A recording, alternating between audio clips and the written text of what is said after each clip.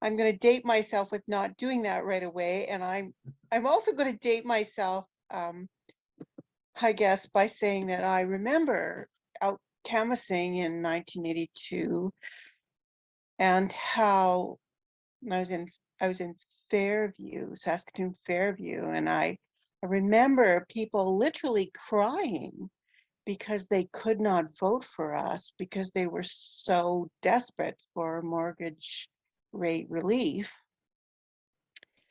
And we lost that election, of course. And I don't think people wanted to vote against us, but they voted with their pocketbook. Of course they did. Anyway,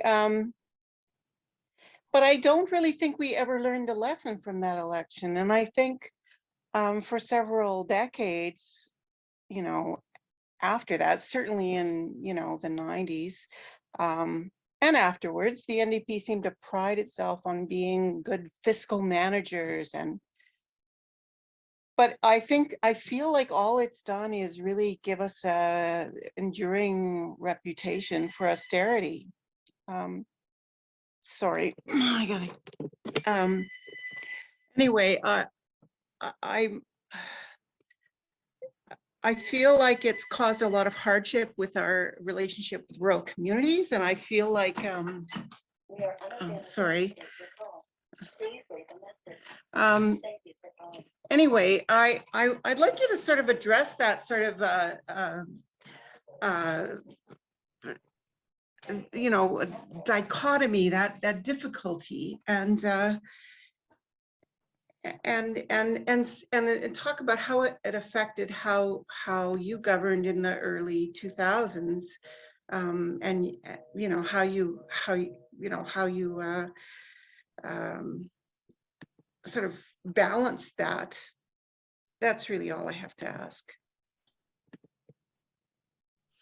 Bobby, thanks for that, and I think that's an astute observation. It has been in many ways our lot in life, or perhaps the tradition, going back right to the middle of the last century when the CCF took government 44. The Douglas government inherited a huge financial burden, and it was it was wrenching for the Douglas government to have to go and plead on the bankers and the bond dealers in New York City to let them continue to govern. And it took them many years to put the fiscal house in order in such a fashion that we could in fact move forward on hospitalization, and then on, of course, on Medicare and on many other social programs. It wasn't quite as desperate after the Thatcher years with Al coming into power, but man, the challenges that the Blakeney government had to face financially with the resource companies and their refusal to provide tax to the people of Saskatchewan. This was a challenging thing.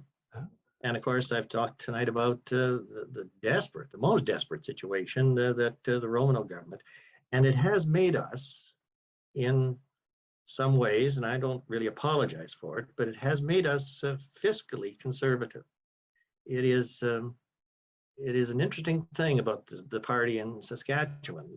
We have tended to be fiscal conservatives, and that may not, as you point out, may not suit well with some of the more current views of the government, but it is still much a part of our soul, I think. And having learned government with Roy and Ed Trzowski and the others, I was determined that we would not go back into a deficit spending, that we would not spend more than we could afford, that we would in fact put money aside for times like a pandemic and so on. So we created the Fiscal Stabilization Fund, and we were not spending as we watched the Devine government spend, and as we watched the Wall government, and now the Moe government spend. Now, how do we demonstrate to the people of Saskatchewan that, look, we want progress for families and communities. We want good public service. We will provide those services, but we'll do it in a fiscally sustainable way.